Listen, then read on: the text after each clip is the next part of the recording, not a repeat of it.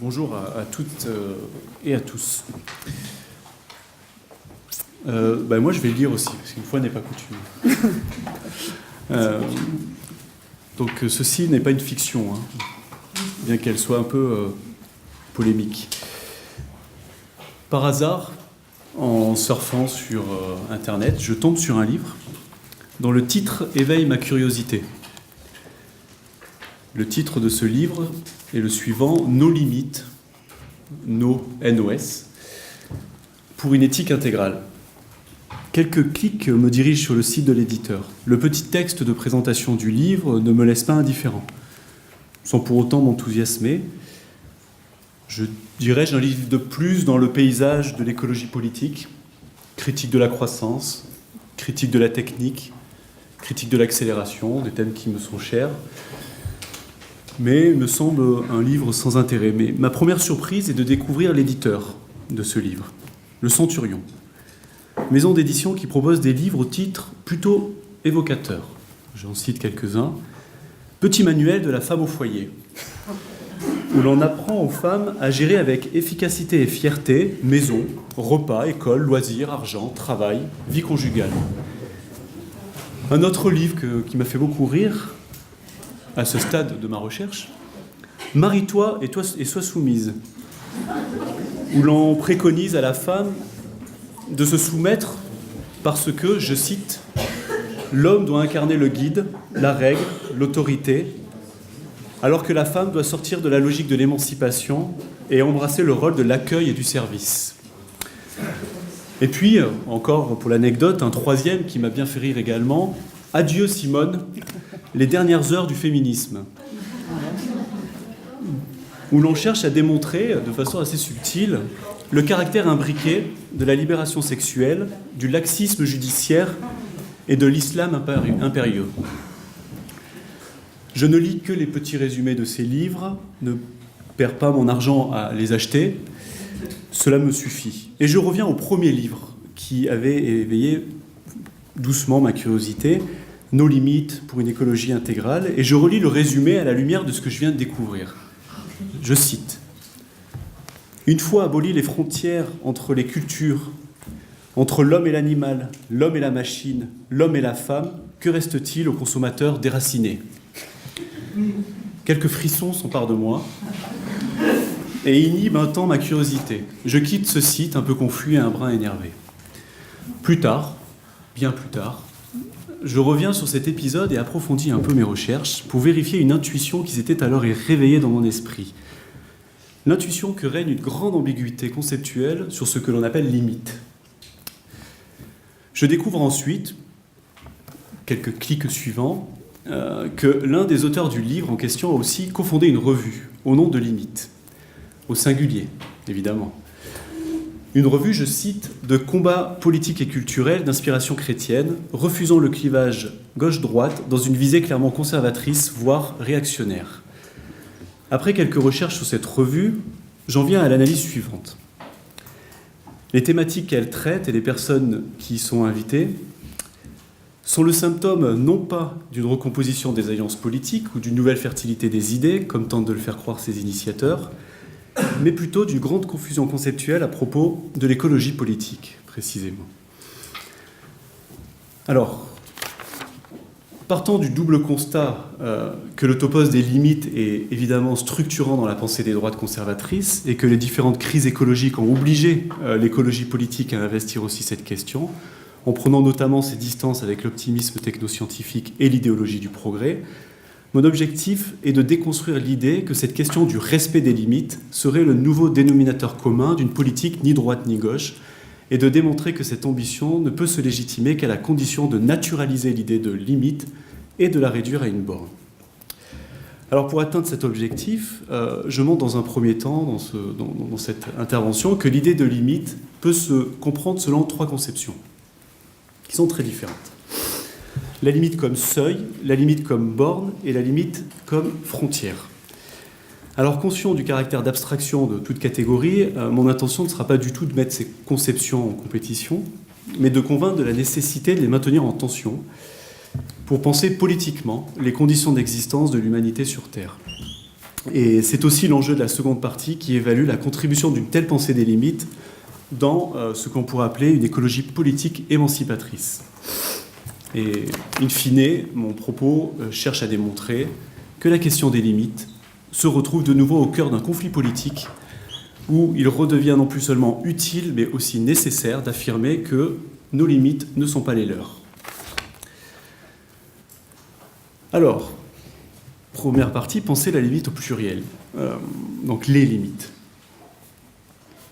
Première conception, la limite comme seuil. Alors une bonne façon d'illustrer cette conception de la limite est d'investir les débats récents de l'écologie scientifique, où ce thème se présente évidemment comme une préoccupation majeure, comme vous le savez.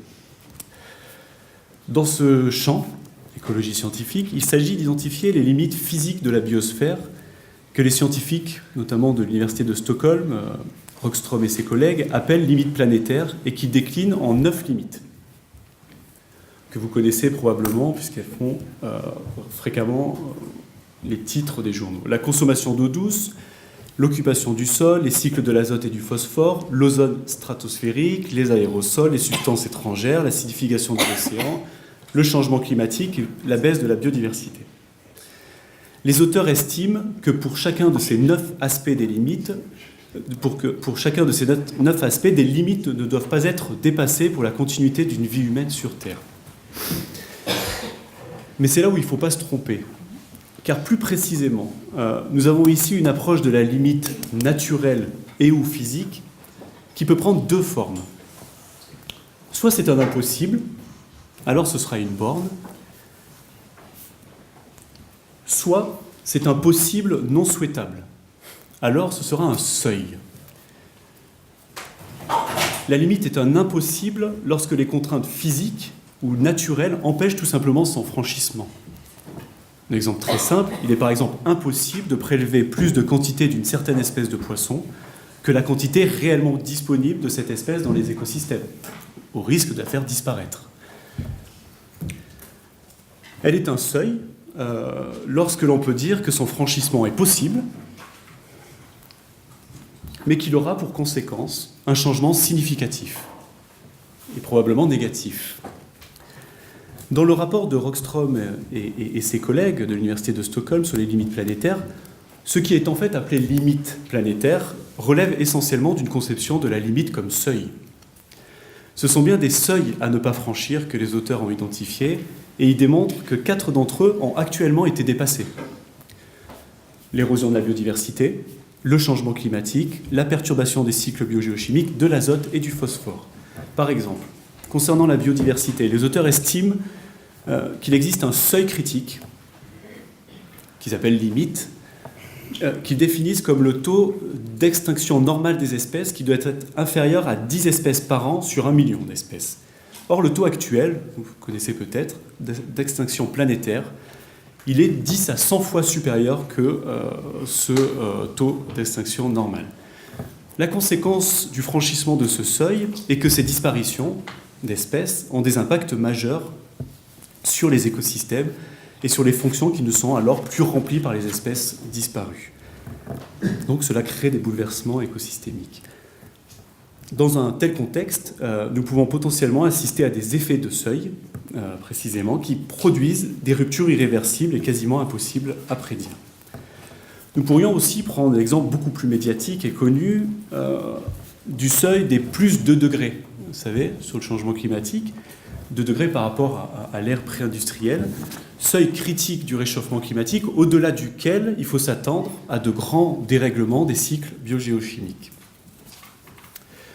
La limite seuil est utilisée ici comme un curseur entre l'acceptable et l'inacceptable, le souhaitable et le non souhaitable. Car ces seuils ne sont pas seulement naturels, vous l'avez compris.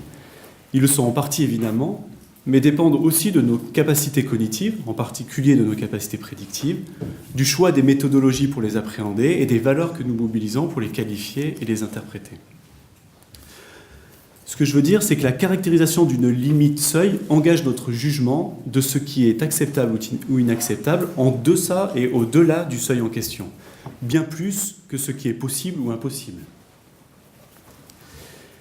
Car il est possible, physiquement, de dépasser les seuils en question. Seulement, le visage de la biosphère en sera considérablement modifié, impactant négativement les conditions d'existence de l'humanité telle qu'elle est aujourd'hui au sein de celle-ci. C'est le message principal de l'écologie scientifique. Nous accumulons des savoirs sur le fonctionnement de la biosphère de façon intégrée, internationale et pluridisciplinaire, et en cela le GIEC est le meilleur exemple. Le GIEC que vous connaissez tous, sur le réchauffement climatique. Et cela nous permet de produire des accords sur l'identification de seuils écologiques au-delà desquels le visage du système Terre sera considérablement modifié, au point d'hypothéquer la présence de l'humanité dans sa forme actuelle au sein de la biosphère. Mais pour autant, ces limites seuils établies scientifiquement ne peuvent, et ce sera des positions que je prendrai dans ce texte, ne peuvent s'imposer autoritairement aux politiques et clore le débat public. Pourquoi ? Parce que ces accords ne dépendent pas simplement de la science ou d'un donné naturel que la science positive dévoilerait objectivement, mais aussi d'un contexte à la fois scientifique et politique. Il existe un débat politique sur la définition de ces seuils qui se trouve pris dans un ensemble de rapports de force où l'écologie scientifique rencontre l'écologie politique, les sciences sociales et historiques. Alors, quels sont ces débats ? Débats d'abord sur les propositions techniques qui permettraient de pallier le franchissement de certains seuils ou de permettre leur déplacement. Par exemple, l'idée de capturer le CO2 par de l'ingénierie écologique.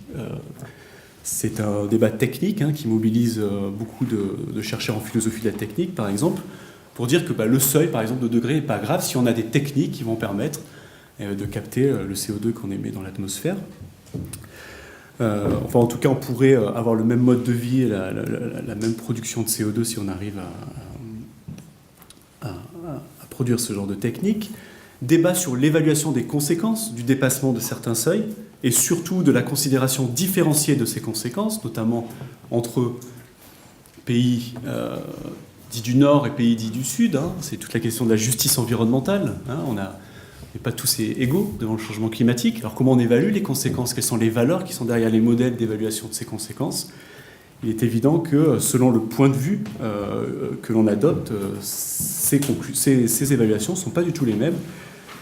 Puis débat aussi sur la configuration scientifique qui permet de construire ces seuils. C'est un enjeu épistémologique de base, mais il n'y a pas de consensus actuellement en tout cas sur la question du réchauffement climatique, sur la méthodologie, la configuration scientifique qui permettent d'avoir une idée très claire étant donné nos capacités prédictives qui sont somme toute limitées.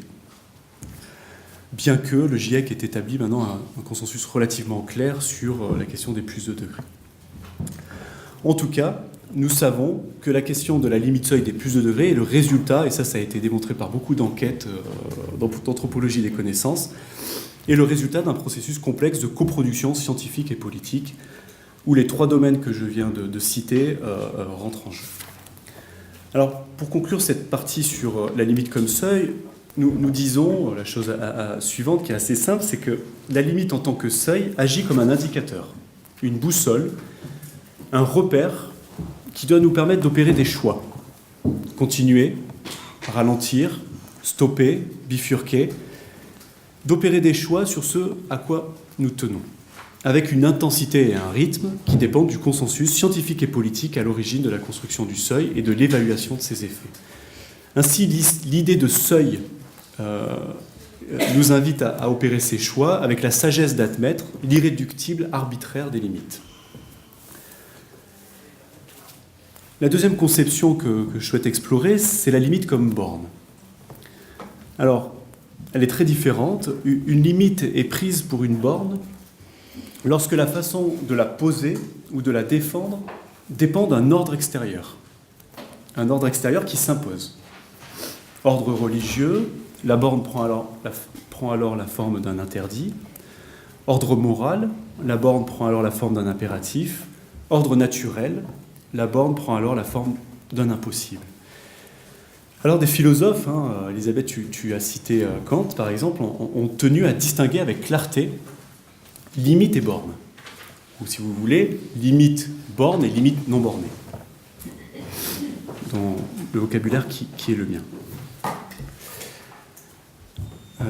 Vous avez cette belle phrase de Kant, la colombe légère, lorsque dans son vol libre, elle fend l'air dont elle sent la résistance, pourrait s'imaginer qu'elle réussirait bien mieux encore dans le vide. La colombe, ici, prend la résistance à l'air pour une limite borne, pensant que s'il n'y avait pas celle-ci, elle volerait mieux. Mais la résistance à l'air pour la colombe n'est pas une borne, c'est une condition de possibilité du vol de la colombe. C'est ce qui rend possible sa puissance d'agir, là où la borne, au contraire, la réduit. Une borne serait par exemple de lui couper une aile, ou de créer ainsi une impossibilité physique à son vol. Dans les prolégomènes à toute métaphysique future qui pourrait se présenter comme une science, Kant précise cette distinction. Les limites supposent toujours un espace qui se trouve à l'extérieur d'un endroit déterminé et qui enclôt cet endroit. Les bornes n'exigent rien de tel. Ce sont des négations affectant une grandeur pour autant qu'elle n'a pas une intégralité absolue. Or, notre raison voit, si l'on peut dire, autour d'elle un espace pour la connaissance des choses en elle-même, bien qu'elle ne puisse jamais en avoir de concept déterminé et qu'elle soit restreinte au phénomène. Fin de citation. Autrement dit, Kant nous invite à ne pas prendre des limites de la connaissance pour les bornes de la réalité. La limite est un espace relationnel entre un intérieur et un extérieur, là où la borne est une réduction unilatérale de cet espace par la négation de ce qu'elle n'enclôt pas. La limite borne relève d'une conception platonicienne de la limite, ce que Platon appelait un contour. Qu'est-ce que l'individu ? La forme rapportée à son contour, c'est-à-dire à ses caractéristiques intelligibles, visibles, stabilisées. La borne relève de l'étymologie grecque du mot limite, péras, c'est-à-dire le contour, ce qui distingue les formes de leur fond, là où l'étymologie latine du mot limite, limes, nous renvoie plutôt à l'idée de lisière, de bordure, donc à une conception plus épaisse et mouvante de la limite. Dans un de ses cours à Vincennes, Gilles Deleuze, plus grand philosophe du XXe siècle, a raconté ceci. Vous marchez dans la forêt touffue, vous avez peur. Enfin, vous arrivez, et petit à petit, la forêt s'est éclaircie. Vous êtes content. Vous arrivez à un endroit où vous dites « Ouf, voici la lisière ». La lisière de la forêt, c'est une limite. Est-ce que ça veut dire que la forêt se définit par son contour ? C'est une limite de quoi ? Est-ce une limite de la forme de la forêt ? C'est une limite de l'action de la forêt. C'est-à-dire que la forêt, qui avait tant de puissance, arrive à la limite de sa puissance. Elle ne peut plus mordre sur le terrain, elle s'éclaircit. Fin de citation. La lisière n'est pas une borne. On ne sait pas exactement où se termine la forêt. Et Deleuze de poursuivre. La chose n'a pas d'autre limite que la limite de sa puissance ou de son action. La seule question que j'ai à poser à la forêt, c'est « quelle est ta puissance ?» C'est-à-dire « jusqu'où iras-tu » C'est ainsi que pour Deleuze, la limite de quelque chose, c'est la limite de son action et non pas le contour de sa figure. La conception de la limite comme borne est une conception de soumission à un ordre. L'ordre de la forme d'une chose qui définit celle-ci par ses contours religieux, moraux ou biologiques. Que veut dire alors « il faut respecter les limites de l'humain » anciennes, si souvent répétées. Dans une conception de la limite comme borne, cela veut dire que l'humain a une forme déterminée, des caractéristiques fixes, visibles et intelligibles, bref des contours, qui le définissent et qu'il ne faut donc pas faire disparaître au risque du post-humain ou du transhumain. Alors sont convoqués différents ordres pour qualifier ces contours. Alors ceci s'illustre par exemple magnifiquement avec ce slogan « un papa, une maman, un enfant ». Addition d'un ordre naturel, la reproduction naturelle de l'humain contre sa reproduction artificielle, ou encore l'argument de la naturalité de la famille, et d'un ordre moral et religieux, les rôles normés de l'homme et de la femme, instituant la famille hétérosexuelle mononucléaire. Dans une telle conception, être pour la procréation médicalement assistée, pour le mariage homosexuel, pour l'IVG serait contre nature, immoral ou blasphématoire. C'est être du côté des transhumanismes dans la production d'un nouveau clivage, qui apparemment fait succès actuellement, entre bioconservateurs et transhumanistes. Le slogan, l'ineffable slogan « Après les légumes OGM, les enfants à un seul parent » de la Manif pour tous ne peut avoir de sens que dans une conception bornée de la limite. Ne pas transgresser les bornes naturelles entre espèces, ne pas transgresser les bornes naturelles de la reproduction humaine, ou ne pas modifier la naturalité de la famille sont alors des impératifs du même ordre. Contre toute médiation technique, il s'agit de défendre la naturalité et la pureté d'une chose par ses contours, ignorant la dimension éminemment éthique et politique de tels sujets. Ce qui est alors appelé, je reviens à mon introduction, écologie intégrale, produit des raisonnements fermés où il est impossible d'être à la fois contre les OGM et pour l'ouverture de la PMA aux couples homosexuels. C'est contre cette fermeture de l'esprit et cette vision bornée des limites que nous devons développer les pratiques et les pensées de l'émancipation selon lesquelles l'appel aux limites ne se réduit pas à un rappel à l'ordre.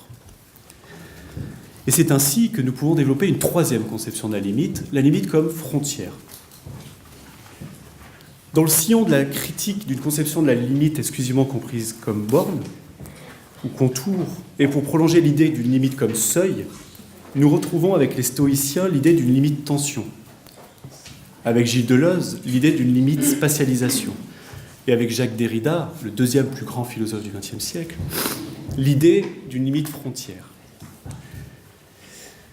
Ces propositions partagent un commun. La limite n'est pas simplement ce qui borne, la limite n'est pas simplement ce qui réduit notre puissance d'agir, la limite est aussi ce qui produit au sein d'un milieu politique, qui se produit au sein d'un milieu politique où peut se réfléchir, se penser, se débattre et se construire une éthique et une politique de la frontière. Cette limite autoréflexive ou politique est ce que Derrida appelle une frontière. La limite comme frontière est une émancipation contre toutes les forces de l'ordre, dans le sens où la limite ne s'impose pas. Elle s'autoconstruit et dépend de la seule capacité politique de l'humanité à se penser en toute conscience par elle-même. Ce qui a amené le troisième plus grand philosophe du XXe siècle, Cornelius Castoriadis, à dire que la société autonome ne connaît d'autre limitation que son auto-limitation. Et de poursuivre en affirmant qu'il y a une tension entre l'illimitation, la possibilité illimitée par principe de se transformer, et l'auto-limitation. Or, affronter ce problème récurrent, que rien ne peut résoudre d'avance, c'est la tâche des individus éduqués dans, par et pour la démocratie. Fin de citation. Ainsi, la frontière est ce lieu où cette tension entre l'illimitation et l'autolimitation peut et doit s'exprimer. La capacité d'autolimitation, garante de la société autonome, trouve ses ressources, nous dit Castoriadis, dans la païda des citoyens, dans la formation, toujours sociale, d'individus qui ont intériorisé à la fois la nécessité de la loi et la possibilité de la mettre en question. L'interrogation, la réflexivité, la capacité de délibérer, la liberté et la responsabilité. Fin de citation. C'est aussi dans ce sens que pour Derrida, il n'y a pas de hors-humanité, mais une humanité aux frontières mouvantes, une humanité qui pense ses frontières, une humanité qui construit des conflits aux frontières pour repenser celles-ci, pour les négocier démocratiquement. Les frontières ne sont pas situables par un trait ou un bord, ce sont des limitrophies pour Derrida, des limitrophies plurielles, hétérogènes, discontinues, qui se transforment continuellement. Entre l'humain et l'animal, dit-il, la rupture est abyssale. Mais la frontière n'est ni une ni indivisible. C'est une limitrophie complexe, plurielle, que l'homme raconte autobiographiquement. Et l'animal aussi peut-être, mais il faut le comprendre. Il ne s'agit pas de contester l'existence de limites, évidemment, mais de constater que ces limites sont obliques, épaisses, qu'elles ont une forme, une histoire, un contexte que l'on peut analyser, que l'on doit analyser.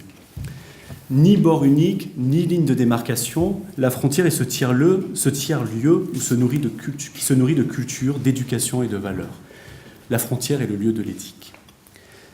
Et il y a toujours un récit de cette limite frontière, un récit de l'homme par l'homme, un récit autobiographique de la limite.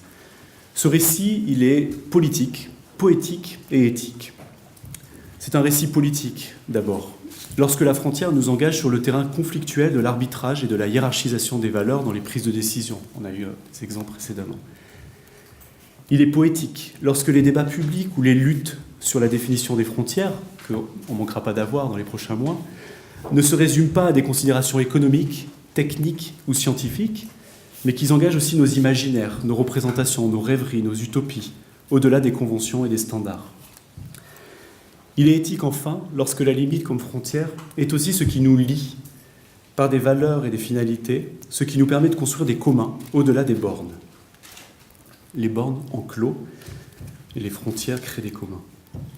Penser les limites comme des frontières plurielles, ce n'est pas s'abandonner au relativisme ou à l'illimitation, c'est se donner la possibilité d'une pensée des limites véritablement émancipatrice, dans le sens où le seul pari qui est fait, et nous en faisons tous, est celui de la capacité de l'humanité à caractériser et à assumer concrètement son autolimitation. Alors vous voyez qu'on peut penser les limites au pluriel, comme seuil, comme borne ou comme frontière. Penser les limites au pluriel, c'est penser les limites comme un enjeu de lutte et de conflit. Et c'est peut-être le message principal de mon propos. Mais alors la question est de savoir dans quel type de clivage politique peut et doit s'exprimer cette conflictualité. Et ici, je voudrais déconstruire et démonter un clivage qui semble vouloir s'imposer, qui opposerait les bioconservateurs aux transhumanistes. Ce serait un clivage sur l'avenir de la nature humaine. Les premiers, les bioconservateurs, tenant à la conserver, cette nature humaine, dans sa forme actuelle, car elle serait le fondement de toute valeur. Les seconds, les transhumanistes, souhaitant la dépasser au profit d'une amélioration par la technique, car cette nature humaine serait une cage, contraignant les possibilités d'une humanité augmentée. Il me semble que ce clivage empêche de construire une pensée émancipatrice des limites. Car derrière l'apparente opposition, les bioconservateurs partagent avec les transhumanistes une même conception de la limite, une limite comme borne. Elle est une ligne à ne pas dépasser pour les premiers, elle est une ligne à effacer pour les seconds. Mais elle reste une ligne pour tous les deux, une borne, un contour. Ce qui est appelé nature humaine est une forme avec des contours fixes, une entité bornée. Les bioconservateurs veulent maintenir cette forme, celle de la nature écologique, comme celle de la nature humaine. Mais c'est ainsi que raisonnent également les idéologues transhumanistes à propos de la mort, qu'ils considèrent comme une borne à dépasser pour libérer l'humanité. Oublions que la mort n'est pas une borne. C'est une limite non bornée, une limite frontière, dans le sens où la mort est une condition de possibilité de la vie. Ainsi, ce clivage n'a de sens que dans une conception très étroite de la limite. Ainsi, contre l'idée d'une écologie intégrale, nous affirmons au contraire qu'une écologie politique émancipatrice doit refuser les termes mêmes de ce clivage. L'enjeu théorique n'est pas de choisir entre le respect ou le dépassement d'une borne, mais d'identifier les conditions politiques, les valeurs et les finalités qui nous permettraient collectivement de définir les frontières que l'on souhaite se donner. Si nous combattons les grands projets inutiles, comme celui de Notre-Dame-les-Landes, ce n'est pas parce qu'ils dépassent des bornes naturelles, morales ou religieuses, mais c'est parce qu'ils dessinent un monde que nous ne voulons pas, un monde où le capitalisme est devenu un mode d'existence à prétention hégémonique. Ainsi, dans les pas d'André Gorz, le plus grand théoricien de l'écologie politique, nous disons qu'une écologie politique émancipatrice doit continuer à produire une pensée qui part de la critique de l'ordre établi pour combattre toutes les formes de domination dont il est porteur, notamment la domination de l'humanité sur la biosphère.